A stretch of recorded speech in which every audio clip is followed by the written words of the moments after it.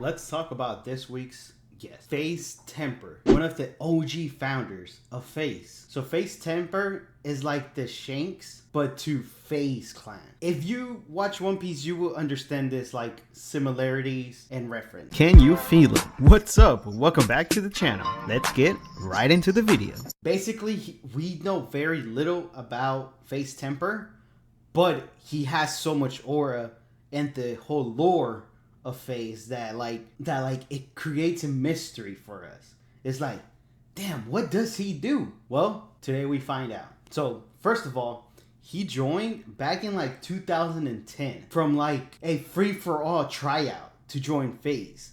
Like he did a free-for-all challenge with like other recruits to join FaZe. Apparently he won 2 out of 3 matches that they had, and then he suddenly became a FaZe member, and now we knew him as FaZe Temperrr. Something funny, after he became a FaZe member, he kind of ended up becoming a leader early on in this early stages of FaZe. He was recruiting people like left and right.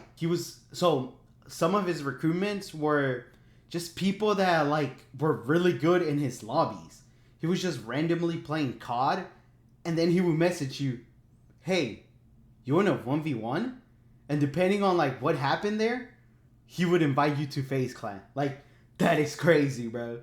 Imagine if like now you're just like randomly playing, let's say like Fortnite or Valorant, and then that one person is like, hey, you want to just join my organization? Like, bro, that's badass. But yeah, after taking a lot of like the early leadership roles in FaZe early on, he ended up taking college classes to better FaZe in like different ways. I know he was majoring in business, but the funny part of his like college experience is his dropout story. I just want to ask about school before we get into FaZe.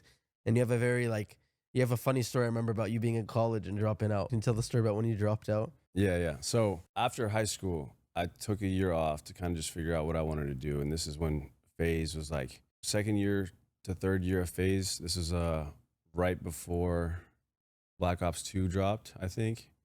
And I just wanted to figure, I had an apartment at the time. There was no career path, right? Like FaZe wasn't something when we started that was monetarily possible. Yeah. Right. And so you weren't able to make any money doing what we did. So I had no idea how long this was going to last. My roommate at the time, Will, who, I remember when he first told me about taxes, he's like, yo, are you paying taxes? And I'm like, no, like, why would I? And he's like, how much do you make? How much are you making right now? And it was like over 10,000 a year or something. He's like, dude, you got to pay taxes. And I was like, really? He's like, yeah. He convinced me later on, like, that I should go to community, like go to college, right? Yeah. And still do that stuff. So I went to this community college for business. I went for almost a full semester, and I remember I was taking a test in the math class over here. So a lot of stuff was going on with FaZe, right? Yeah. And I'm over here, and there was something going on in my personal life too, like, and I'm over here trying to focus on this math test that like I just don't see anything. How is this helping my life at all? I'm going to school for business when it's teaching me traditional forms of business, which really doesn't help me with FaZe at all whatsoever. Yeah. And I'm over here trying to solve some like dumb math problem, right? Yeah. And so I was over it. And so I got up, I started walking out, and the teacher was like, where are you going? And I said, I'm going home. I just walked out. And that was it. That was the last time I stepped. It's like a movie scene. Bro, that's like literally, if we ever do a movie, that scene's got to be in there. Yeah, for I'm sure. going home. It just sounds so dramatic. Like a tight shot on your face, and you just say, I'm going home. Yeah. That's so funny to me. And you never went back.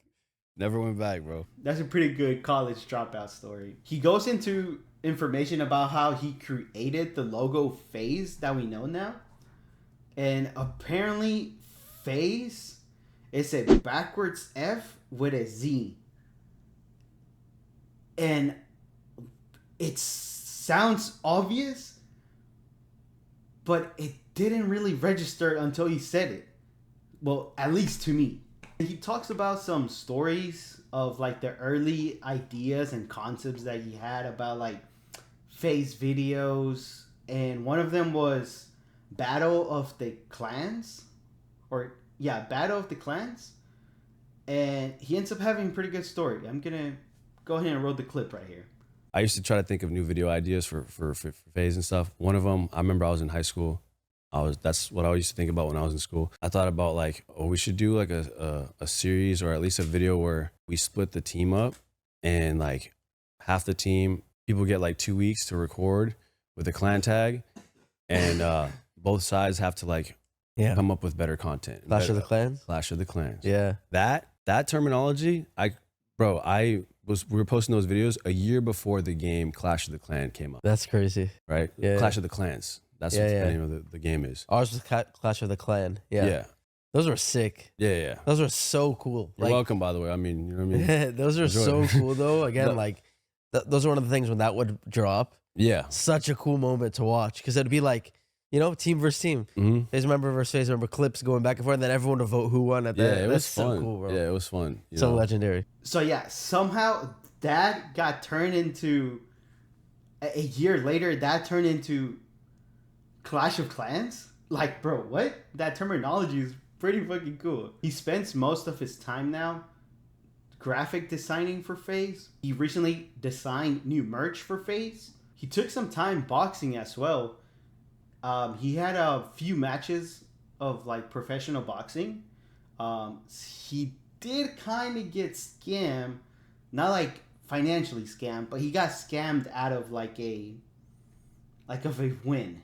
Apparently, it looked like he won a fight, but then he ended up being the outcome of the fight was him being a loser, or him losing that match. But it was shortly lived, his boxing era, just because of his son. He started being concerned about his own health, especially with like boxing. Like, there is a big case of boxers getting head injuries and never being the same. So he wanted to like get away from that and just be a dad. Bro just wants to be a dad and enjoy his wife and kid. It's nice seeing how Apex and Temperrr are finding their way back into FaZe to like contribute and feel useful again after taking such a long time away from the FaZe itself. Just because like that whole incident of like, you know, the bad people owning FaZe for a while, which if you're watching this, you know a little bit about the FaZe incident. But now he's very proud of the new FaZe members and what they've done and how they've become. They're basically becoming like just a group of friends making content together again, how it used to be back in the first FaZe, you know, like the first FaZe members. So he's really proud of this. So to summarize FaZe Temperrr, he's basically like the behind the scenes guy that you don't really see, but you do feel his impact from like graphic designing, leadership, and many other parts that we probably can't see too much of. But I am glad to see him more. He's also attending more like FaZe events, like Call of Duty events and all that.